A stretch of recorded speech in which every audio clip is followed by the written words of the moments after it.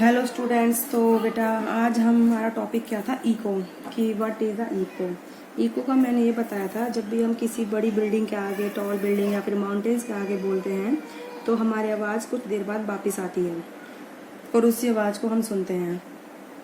तो जो आवाज़ हमें सुनाई देती है उसको हम क्या बोलते हैं, जिसको हम सुनते हैं, इज कॉल्ड इको। क्या बोलते हैं बेटा, इसको हम इको। तो इसको आप लिख सकते हो कि व्हाट इज़ इको। ठीक है, तो इफ वी शाउट,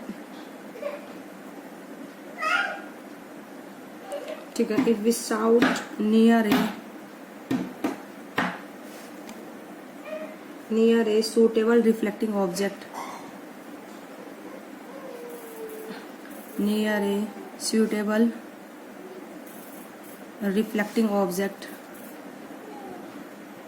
ठीक है, such as tall building और mountain,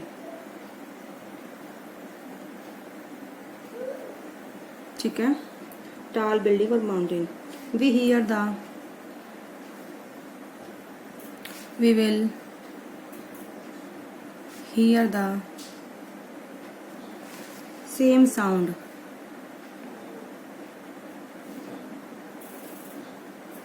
ठीक है, again a little later,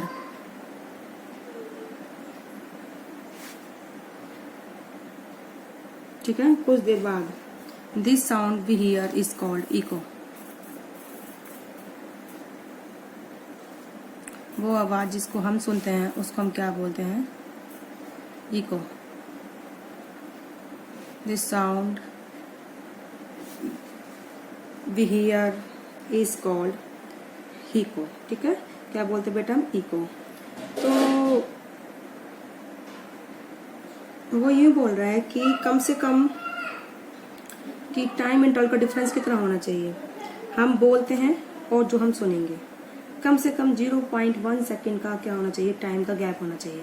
हमने बोला आवाज़ जाएगी वहाँ तक, फिर वो वापस आएगी। इस प्रोसेस को होने में कम से कम कितना लगना चाहिए बेटा, टाइम 0.1 सेकेंड का। क्योंकि हमारे जो साउंड की सेंसेशन है हमारे ब्रेन की, किसी आवाज़ को परसिस्ट करने की, तो वो कितनी होती है बेटा, 0.1 सेकेंड होती है। ठीक है, एटलीस्ट। तो इसको आप लिख सकते हो इस तरह एरो बना के, टू हियर, ठीक है, a distinct eco,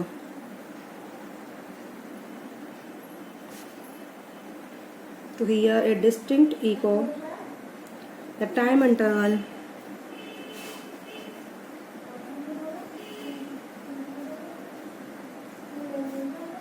between the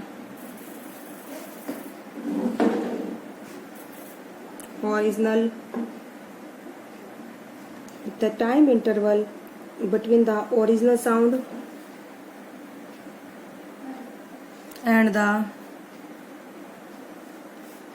reflected, ठीक है, one must be at least 0.1 second, कम से कम इतने का होना चाहिए। ठीक है बेटा, तो कि आवाज़ जाए और वापस आए, एक 0.1 सेकेंड का इंटरवल जरूर होना चाहिए। ठीक है, अब इसके बाद आती है कि इसके लिए, यानी कि टोटल डिस्टेंस जो ऑब्जेक्ट की है कम से कम, ठीक है, कितनी होनी चाहिए, 34.4 मीटर। ठीक है, तो इसको निकाल लेंगे क्योंकि स्पीड ऑफ साउंड हमारी कितनी है, 344 मीटर पर सेकेंड, टाइम कम से कम 0.1 सेकेंड। तो बिल्डिंग इतनी दूर होनी चाहिए, हम इससे निकाल लेंगे। ठीक है, तो the total distance covered by the sound from the point of generation to the reflecting surface and back should at least 34.4 metre. ठीक है, इसको आप लिख लीजिए।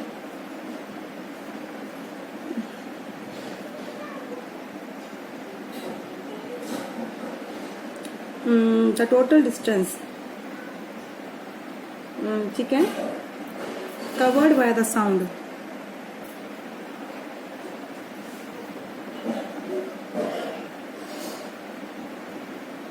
The total distance covered by the sound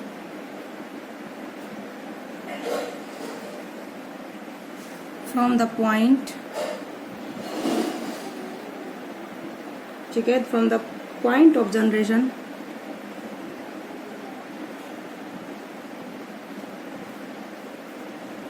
to the reflecting surface, to the reflecting surface, ठीक है बेटा, from the sound of generation to the reflecting surface and back.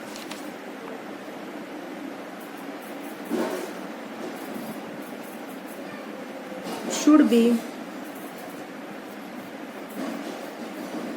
at least 34.4 metre.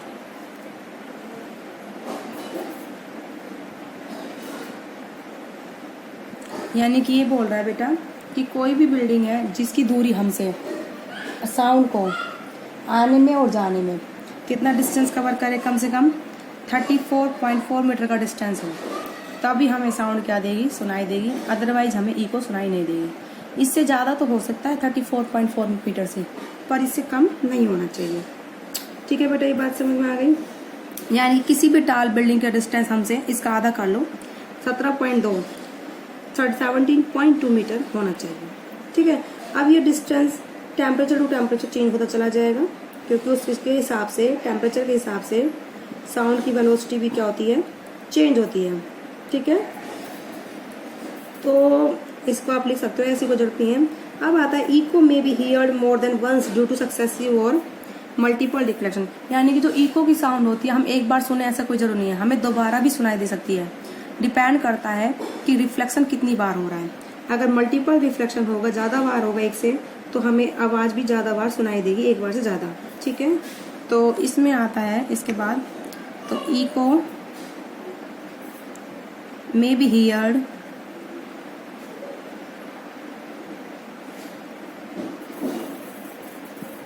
ठीक है, तो the echo may be heard more then,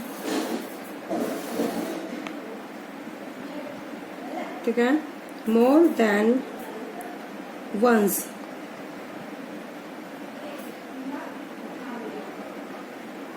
due to successive और multiple reflection.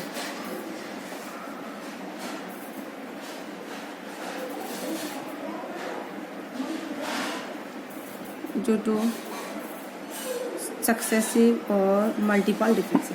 ठीक है, इसका एग्जांपल क्या है, थंडरिंग की जो आवाज़ आती है, ठीक है, जो क्लाउड्स में होती है एंड द लैंड में बीच में। ठीक है, हमारी जो ज़मीन होती है बादलों के बीच में जो रिफ्लेक्शन होता है साउंड का, वो उसी वजह से बार बार हमें गड़गड़ की आवाज़ सुनाई देती है। ठीक है, तो thundering of sound of clouds is the example of multiple reflection. ठीक है, अब है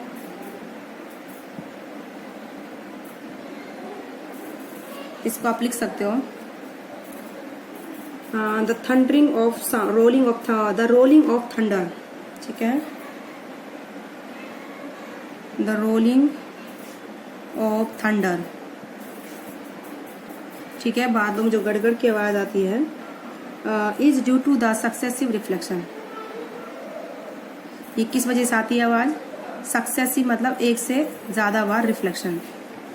किस किस के बीच होता है ये, क्लाउड्स की जो सरफेसेस होती हैं बहुत सारी होती हैं वो, और क्योंकि क्लाउड्स ऐसा नहीं पर्टिकुलर पॉइंट पर होते हैं, वो पूरे ऊंचाई पर होते हैं। ठीक है, और जो हमारी ज़मीन है, अर्थ है, सरफेस उसकी, उनके बीच क्या होता है, लगातार रिफ्लेक्शन होता है साउंड का, तो सक्सेसिव रिफ्लेक्शन होता है वो। ठीक है,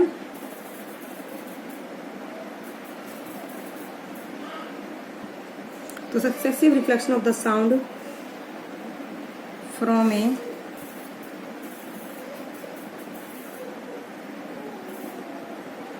from a number of reflecting surface।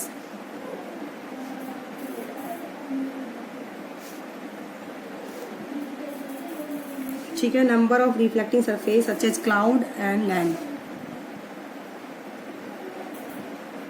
such as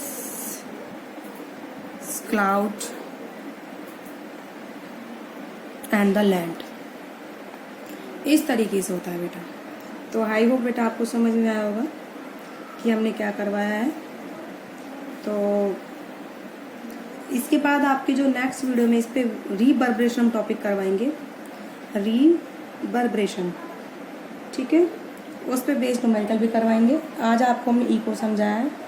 तो टाइम इंटरवल कितना होना चाहिए, 0.1 सेकेंड का कम से कम, और डिस्टेंस कितना होना चाहिए, 17.2 मीटर का टाल बिल्डिंग का हमारे यहाँ से कम से कम।